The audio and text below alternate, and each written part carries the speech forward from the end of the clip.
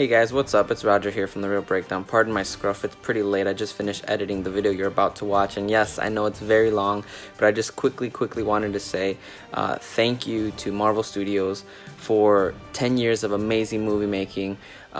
Everything that the Marvel Cinematic Universe is something that's unprecedented and has never been done before. It's something that as a kid I never dreamed of as a fan of comics, as a fan of superheroes, and as a fan of movies. It really is a dream come true, and I just want to thank Marvel Studios, the producer Kevin Feige, who's been through all the movies, all the directors, all the actors involved, to be able to live through something like this where 10 years of films are all interconnected. It's something that has never been done in movies, and for it to be done with Marvel Comics, it really means a lot. I'm happy to be alive during this time, and that's why these movies mean so much to me, because you combine movies, you combine comics, and you combine wonderful storytelling, and it becomes something that we've never seen before. So thank you, Avengers. Thank you, Marvel. And please enjoy this review, guys. Thank you so much.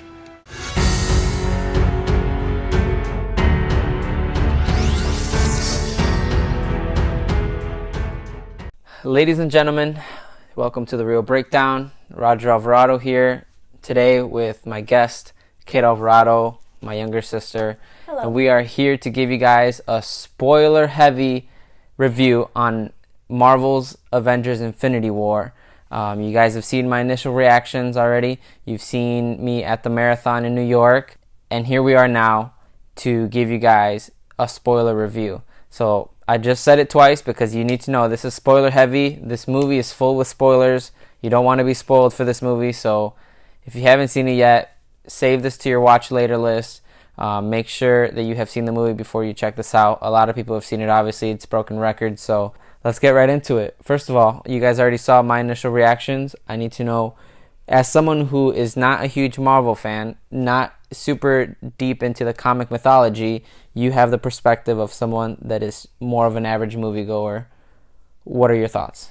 Well, I've always felt a lot more connected to the characters. So I'm very, character-driven, character-heavy. I look into the characters more. So, if the characters just, fall flat for me, I don't like the movie. So at the end of the movie, I was just so surprised. I was just in shock. I was honestly just did this just happen? Did they literally go this way with the movie? You can say it. This is a spoiler review. I was hurt.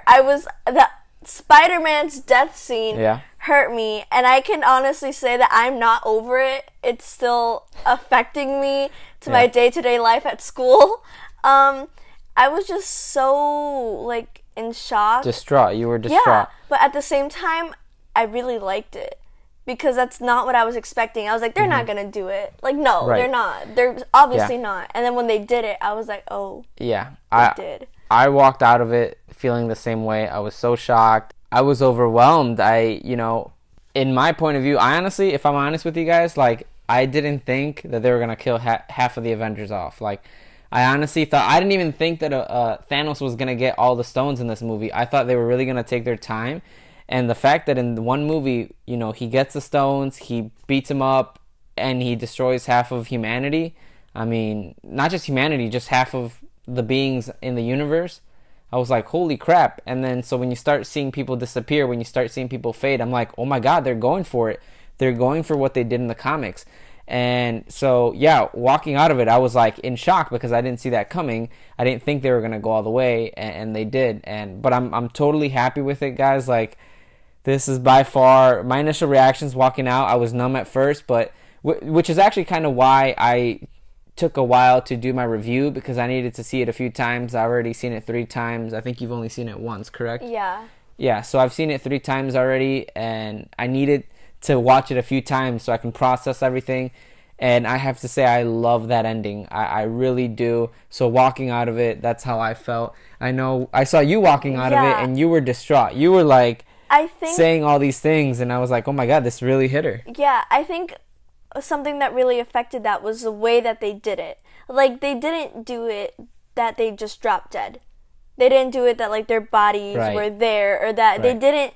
it was honestly just like them fading. It was almost Yeah. like erasing them from existence. Yeah. And I think that's what hurt, because like you've been with these characters for such a long time. You've been on a ride with them. You've gotten to know them and love them.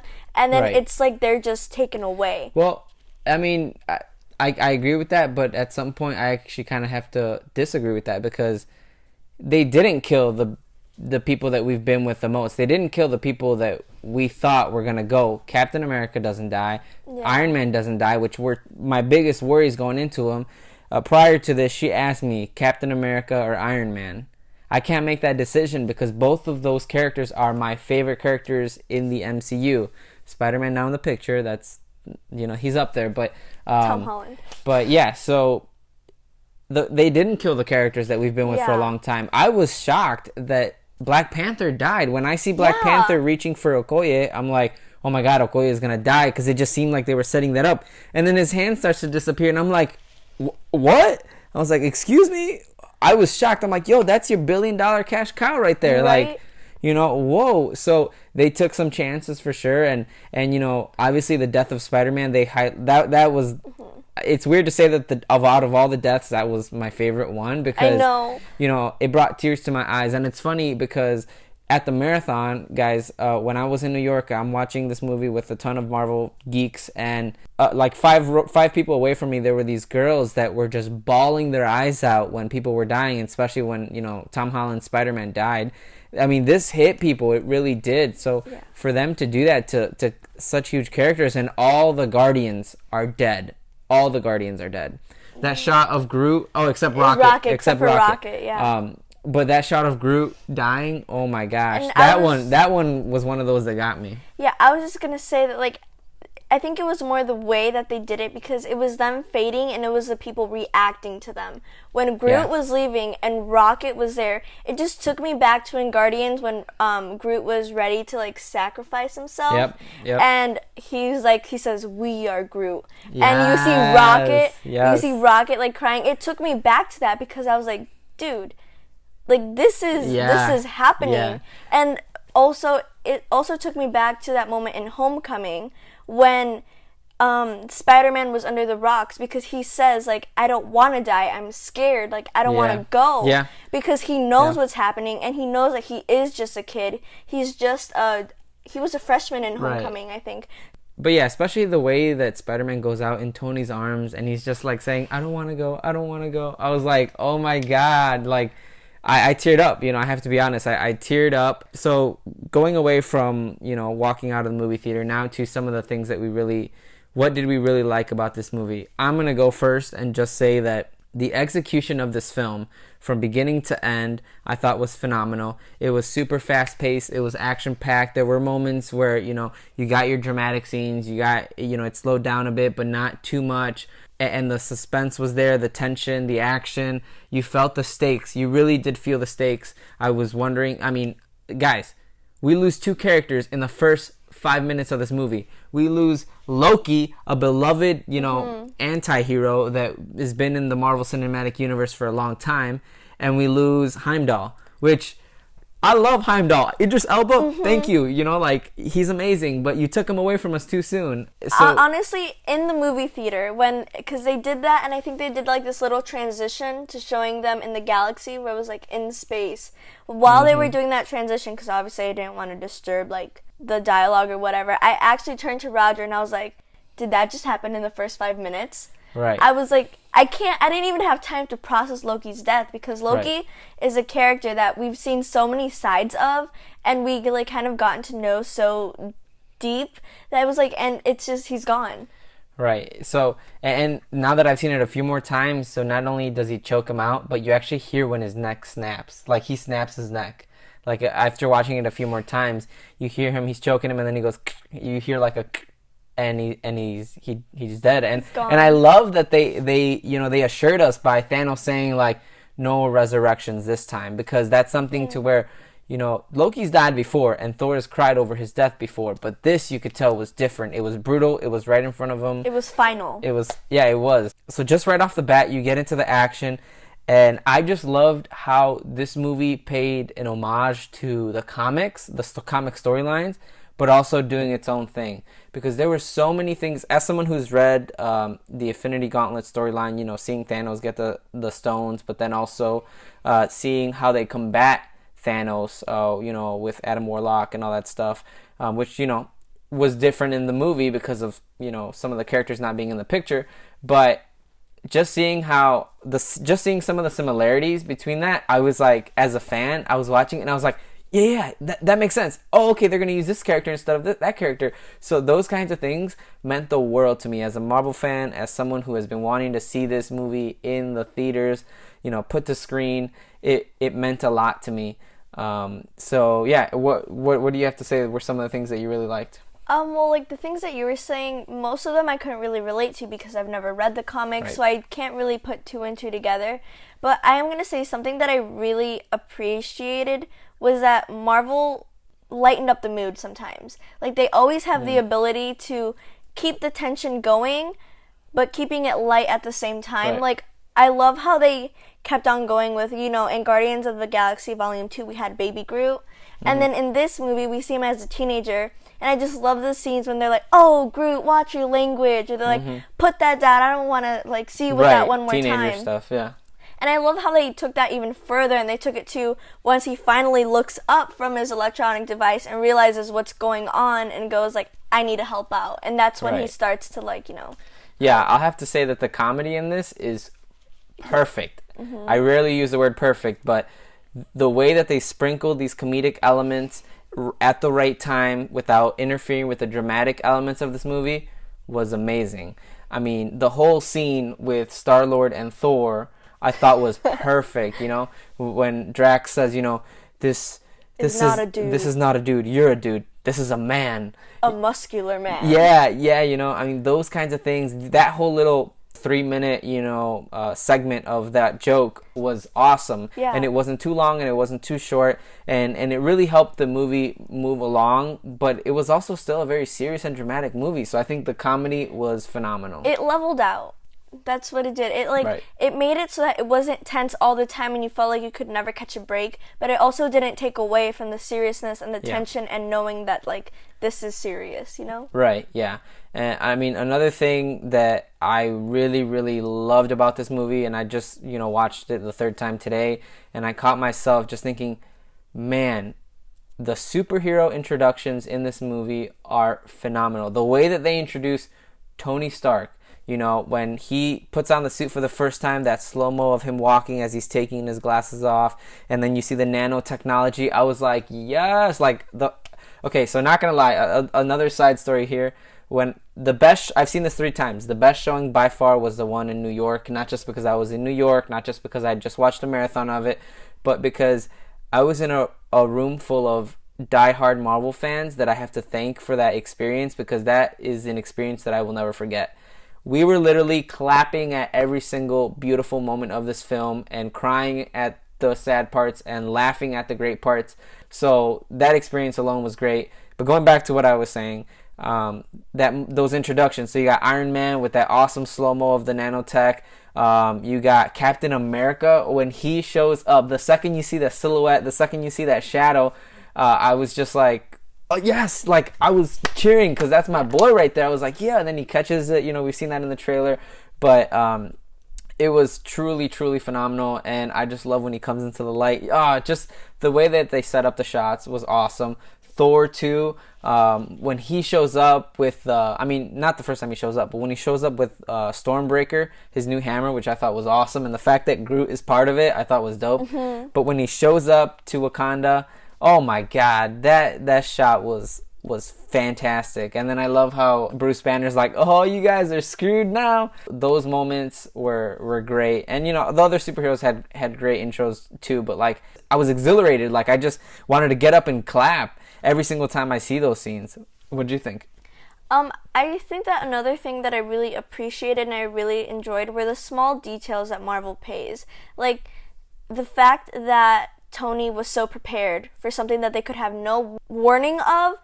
It just shows that like how in the past they've referenced how the attack on New York affected him, and it just like proves it again in this movie, and how the Guardians, how they just went through their whole thing with Star-Lord's dad, and Thor just went through his whole thing with his sister and his dad, and then when they meet together, they're kind of relieving that on each other in a funny way, obviously, because they're like, oh, you know, well, mine was worse. Oh no, mine was worse. Yeah. But like I love how they pay homage to all the other movies, and they bring it all together, so it really does make you feel like it's a full circle. So I don't know if it's just me, but it kind of makes me feel accomplished, because I'm like, oh, I get that reference. Oh, I understand that. You know, and that's the beauty of the Marvel Cinematic Universe. You know, there's so much connective tissue.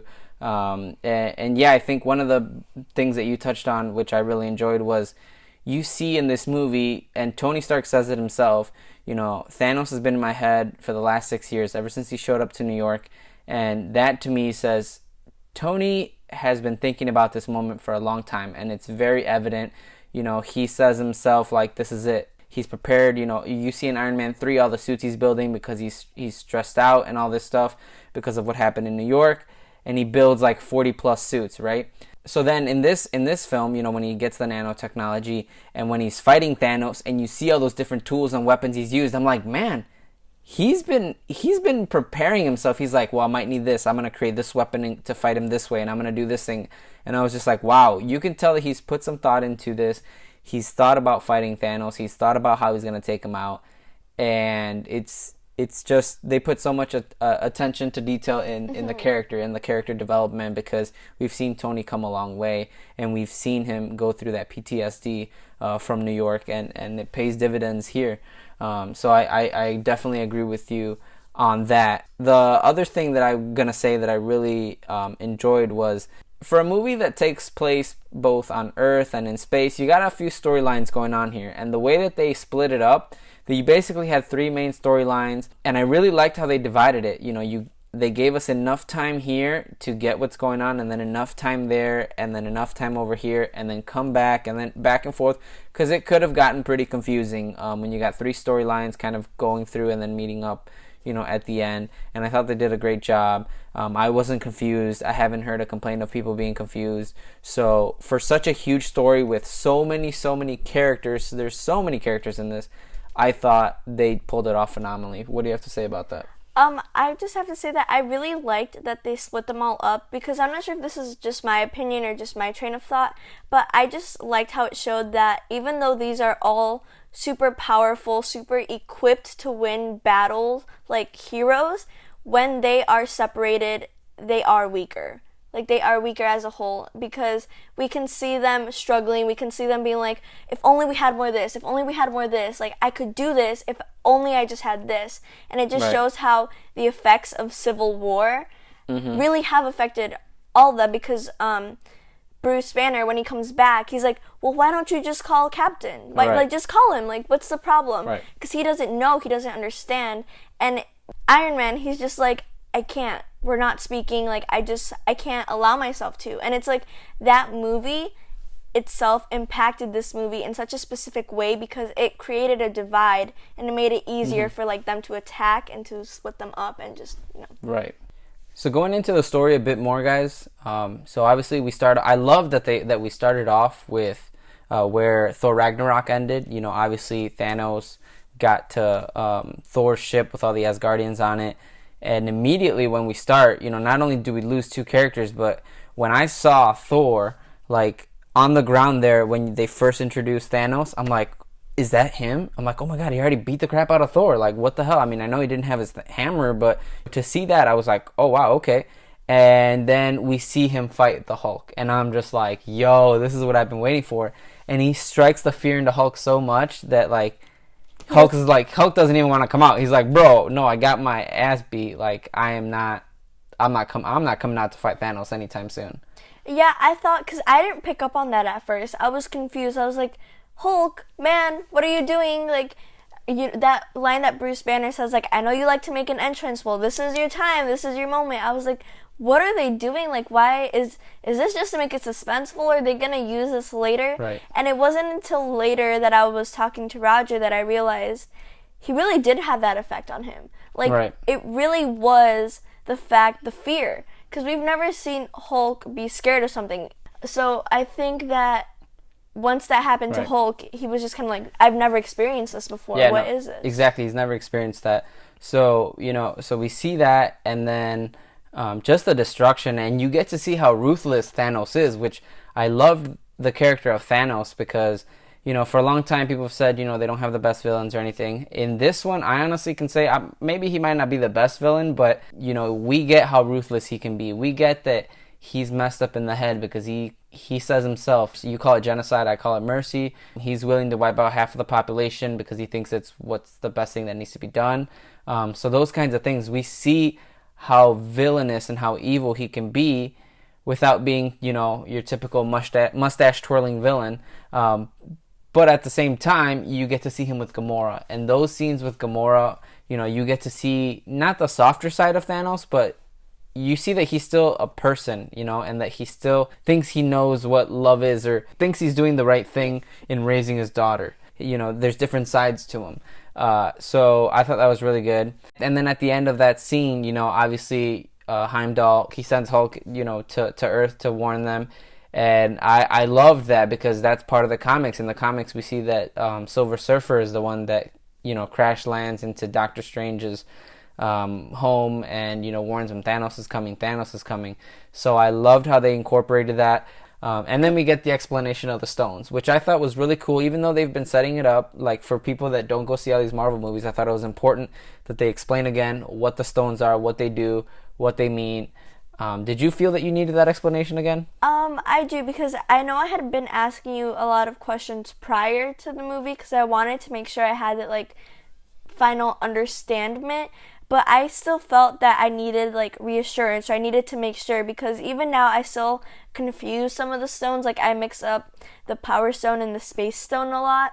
So I did feel like I needed that final clarification of what the stones were, which ones were which, and why they were so powerful, or not why they're powerful, but why each one is important. Yeah, so I mean, and I think that they did that. They did a good job of that. I know today I was sitting down next to an older lady, and I'm like, yeah, she probably hasn't seen all the Marvel movies, so it's good that they put that in there.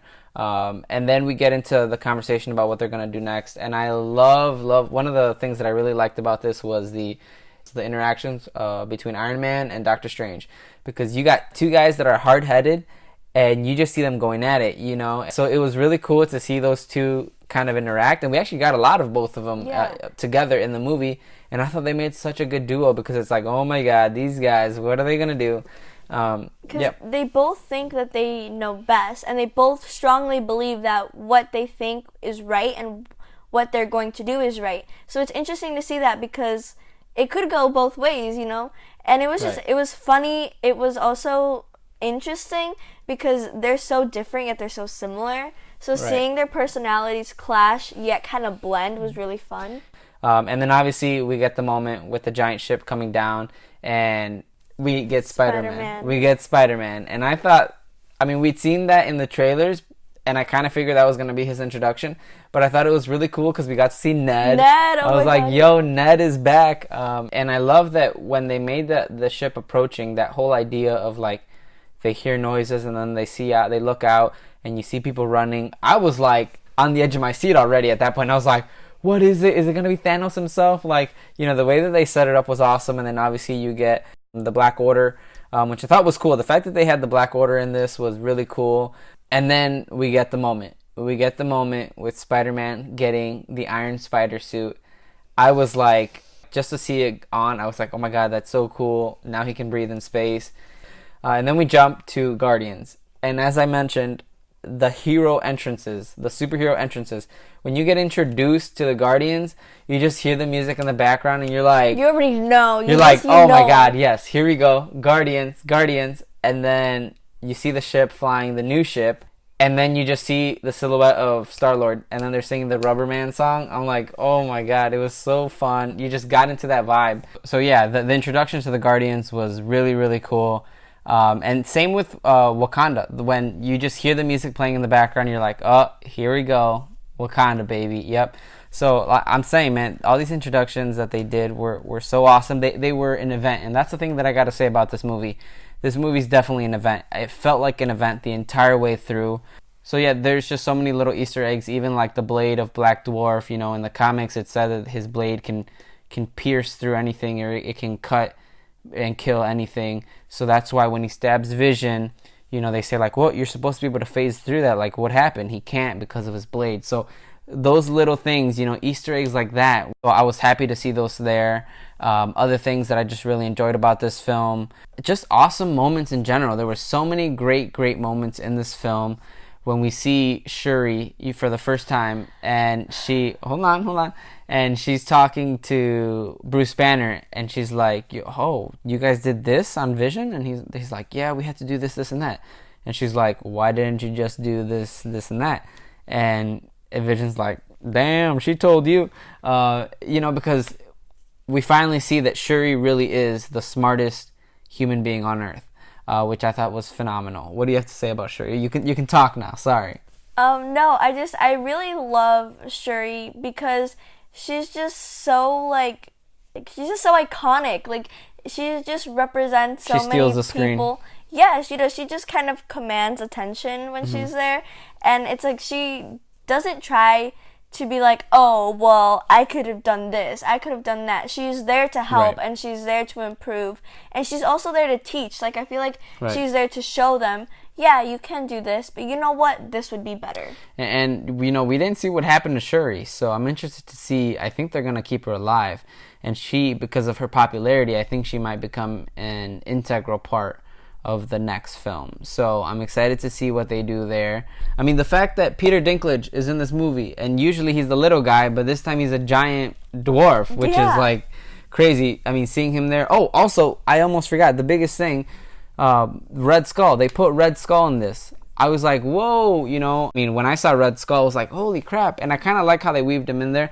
Do I think he was important? No, they didn't need to have him there, but it was kind of nice fan service for all the fans to be like, oh my God, look who it is. I know that, you know, the crowd that I saw it in the first time, there was a huge gasp. Everyone was like, oh my God. And then other people were like, whoa, who is that? And we're like, dude, how do you not know who this is? So stuff like that, you know, such great moments like that.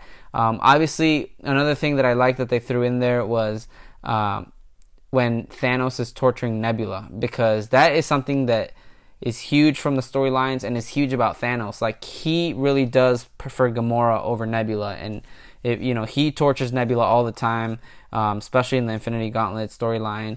I love that they put that in there, and it was good motivation for Gamora. Did you have any thoughts on that, or any awesome scenes that you thought that you want to bring up?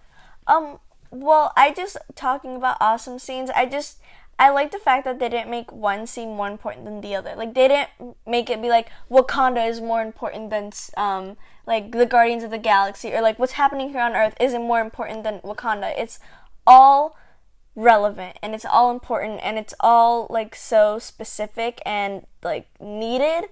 I really like that, and I liked like Nebula because she served as a motivation, and she was needed to, you know, push the storyline forward. Right. But there were some parts where I didn't really like that much. Right. And I think that leads us to, man, one of the craziest scenes for me was the amazing plan that they had set up. Star-Lord, Iron Man, Spider-Man, Nebula, Drax, Doctor Strange, to take down Thanos on his planet Titan. And when I gotta say, when Mantis dropped down, you know, they're fighting, and I'm like, oh wow, cool, like wow, they're actually, you know, they planned this out. When Mantis drops down and starts to put him to sleep, I'm like, oh my God, I forgot, she can do that. She's pretty strong too. I mean, if she put Star-Lord's dad to sleep, you know, then, you know, I was like, wow, yeah, she can take on somebody on like Thanos.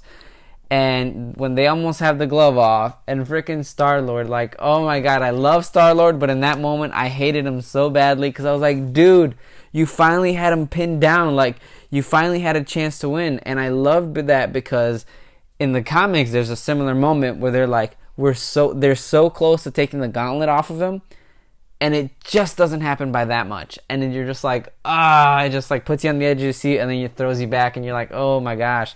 So what did you think about that moment? Well, obviously I was upset with Star-Lord, because like, come on, man. How did you mess up It's his that girl. bad? It's his girl. Yeah, Come on. And plus he had Iron Man talking in his ear like, don't do it. Well, get it off. then have like do what you want. Go ahead, no one will stop you, but just wait till it's off. Right. But obviously it goes through one ear and comes out the other. But honestly, I wasn't as upset with Star-Lord. I was more upset with Nebula. Cause I was like, is this the moment? Is like, I understand it's your sister, you're upset, but again, it's your sister. Don't you wanna like do this for your sister? Wouldn't you want to wait for a better moment? She didn't really do anything bad. She just it was said, a wrong moment. Well, I mean, all she did was she said, like, oh, it's Gamora. That's what he's talking, like, she didn't come back. Okay, I get what you're saying, but Star-Lord would have just kept asking anyways. I don't know. Yeah, I get what you're saying, but it's like well... she didn't have bad intentions, and it wasn't like Star-Lord. She did it on purpose. Star-Lord was being a hothead, and I love how Tony was trying to calm him down, but it's like... Anyway, so that moment was crazy, and I was like, I'm so glad that they put that in the movie, because...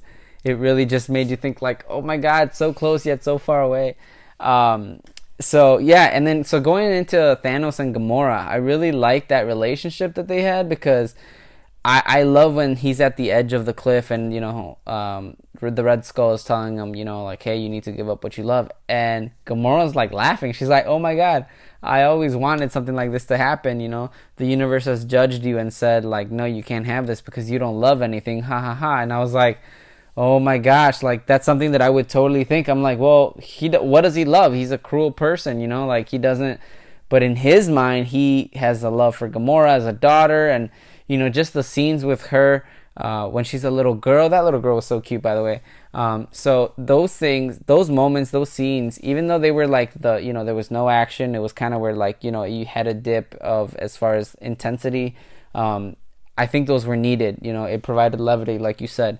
But at the same time, it was dramatic, and it was like kind of beautiful, because even when Gamora supposedly kills Thanos the first time, she's crying. She did a great job as far as like you see the emotion on her face, and she's just crying because she killed her father, who basically raised her. Even though she didn't love him, she was raised by him, so it's a big deal to her.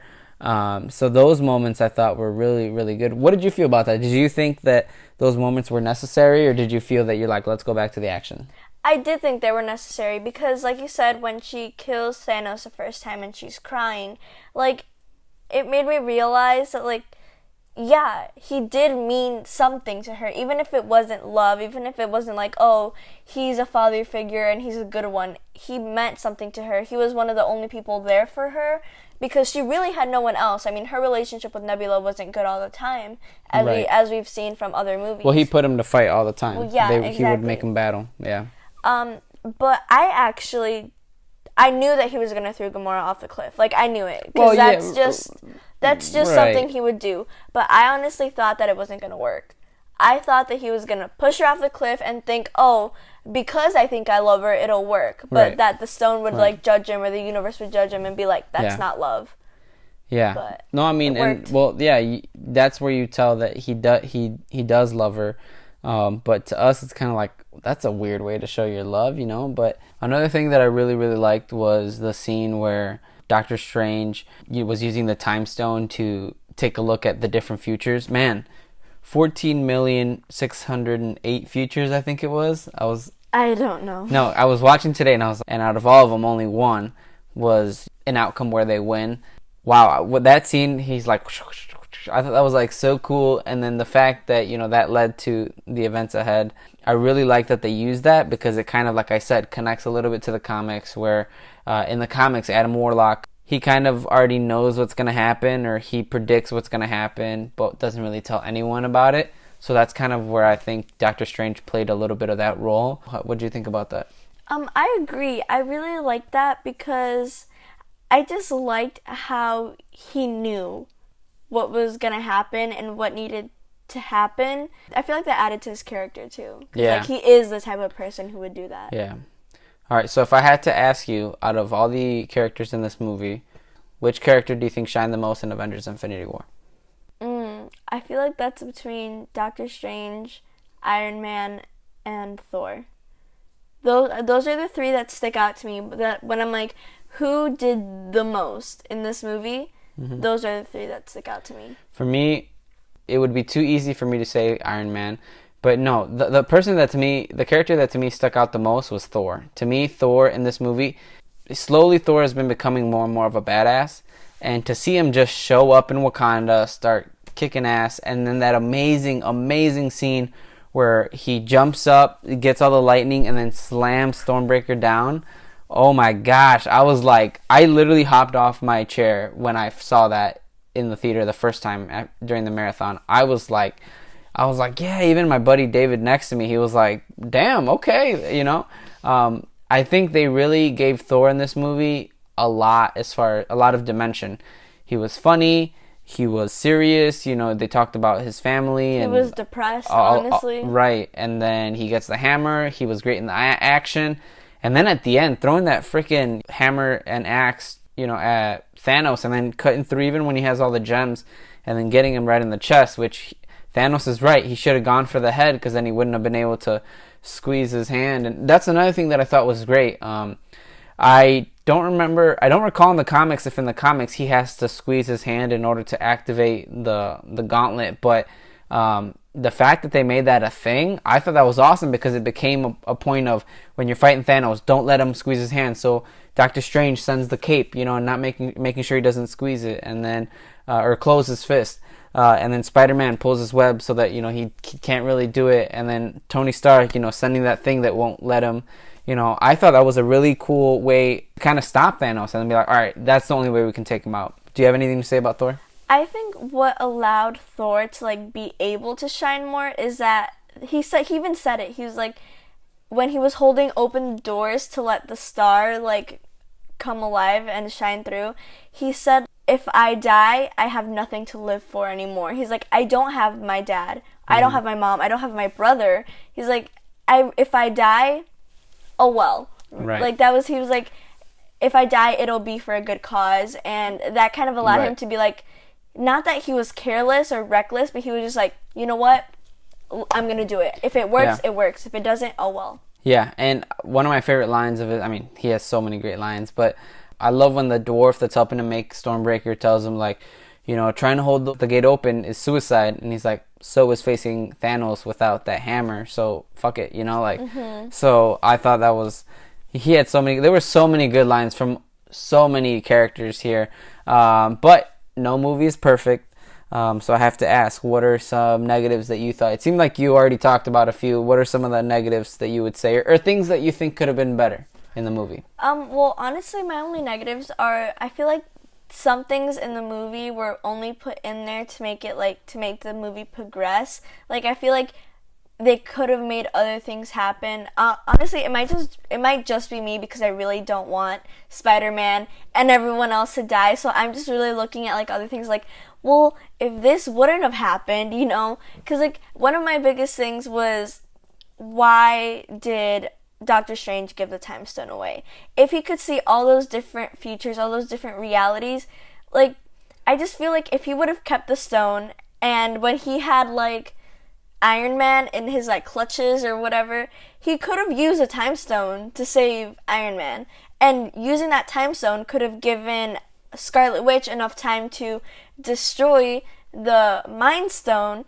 And like, I just feel like if he didn't give away that time stone, it would have given them more time, and more time in the long run would have helped a lot. So I think that might just be me because I'm biased and I don't want all of my favorite characters and superheroes that I've looked up to for so long to die. Right.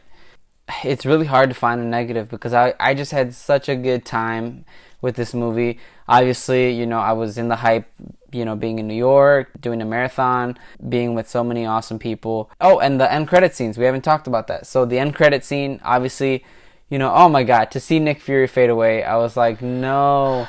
But then you see him call for Captain Marvel. He's sending a transmission to Captain Marvel, and I was like, oh, okay, now I see where you're going with this. So it was really cool that they threw that in there, at least I thought, because it sets up for what we're going to see in Captain Marvel, and it sets up for what's going to happen in the next movie, which is like, she's probably going to show up, she's going to be like, yo, what's up, what's going on? So I thought it was a really good, end credit scene. I wish there was so it was at the very, very end credit scenes, but I wanted there to be like a mid-credit scene, and there wasn't.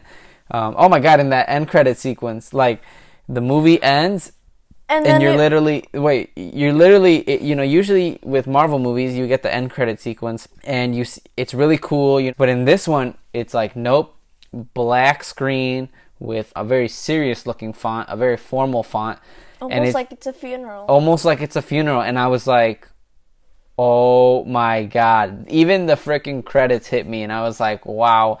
And then yeah, what you were gonna say, Can I say it? go ahead. All go right. ahead. The credits roll, and then there's a part where it says Infinity War, Avengers. Or it says basically the name of the movie, and it looks kind of gray. And I was like, all right, that's kind of sad. And then it starts to turn into ashes, and it blows away in the wind, just like how everyone died. And Right. in that moment, my heart clenched, and I literally turned to Roger, and I was like, that's cruel. That right there is cruelty. They are playing with my emotions. I didn't think it was that bad. I thought it was a nice touch. I thought it was nice. they honestly. faded out, and then the way that they did it, I was like, wow, that is a movie. That is a because film. It hits you, and it was okay. I liked it. I did like it, but I didn't like what it did to my heart. The way that that movie ended is gonna go down, as one of the craziest endings of a movie all time. Overall, I thought this movie was great. Obviously I'm biased because I'm a Marvel fan, but just what this movie alone has done, put so many heroes, it's broken records, it's a culmination, 10 years in the making. We got this cool poster as a 10-year anniversary for the film. To me, it was just monumental, and that will always live with me. So the movie itself was great overall, but what it meant to me as a fan was the cherry on the top. So what did you think overall? Overall, I felt like the storyline was great. The plot line was, honestly, it was perfect. Yep. It was emotional, and it connected everything. Like, it was really nostalgic for me because it reminds me of going to see those first Iron Man movies with Roger and my dad when I was little. And honestly, I don't remember watching it in the movie, but I remember how excited me and Roger were, right, and how I've grown into such a fan. So this movie I understand how it's a fan service to hardcore Marvel fans, but it's also a fan service to just avid moviegoers who just go and see it with their families, and the memories and the feelings they make while going to the movie theaters. Right, yeah, I think overall this film is going to appeal to so many people. Obviously it has already. The way that they have come to this point in it of itself is amazing. I think the directors did a phenomenal job. I think Marvel Studios, Disney, everyone involved with this film should be congratulated on an amazing journey that they've put us through, and we'll see where it goes from here. So with that, guys, I want to continue to just talk a little bit more. We're almost done, guys, but we got to get into some theories, man, because I have a few theories of myself. Everyone is wondering what is next, what is going on. I'm here to tell you what I think. So you already touched a little bit upon what you were kind of thinking of what's going on, but for me, I think that scene where you see Doctor Strange look into all those possible futures, and when he sees there's only one where they win, I think he knew everyone, or half the people, were going to die. I think he knew this is what's going to happen. We're almost going to get him. It's not going to go through. And then he's gonna snap his fingers, and half of life on in the universe is gonna be wiped out. Because the reason I think that is because when he gives up the stone, which I thought, are you serious? You're giving up one life for the stone? Like, after he said earlier, if it comes to your life, the kid's life, or the stone, I'm not gonna hesitate. So that was very uncharacteristic of him, because Doctor Strange is very particular about his words and the things he does and the reasons for doing them. So when he did that, I was like, that doesn't make sense. That's out of character for him. But to me, and then when Thanos leaves and Tony Stark's like, why'd you do that?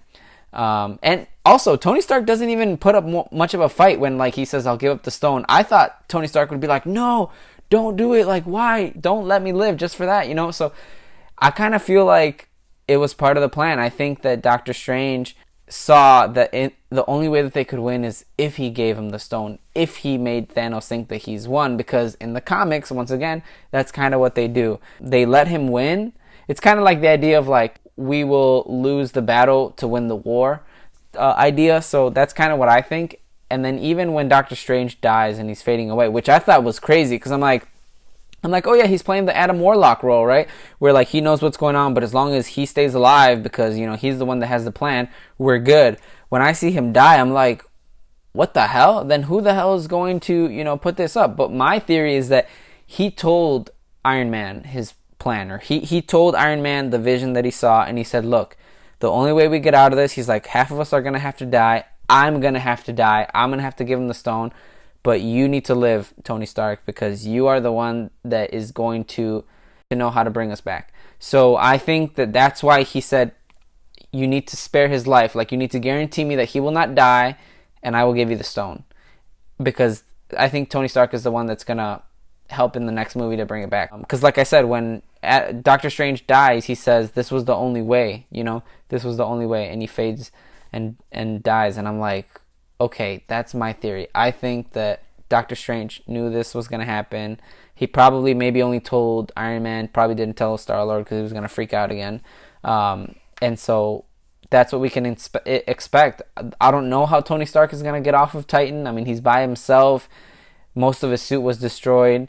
And Nebula's there.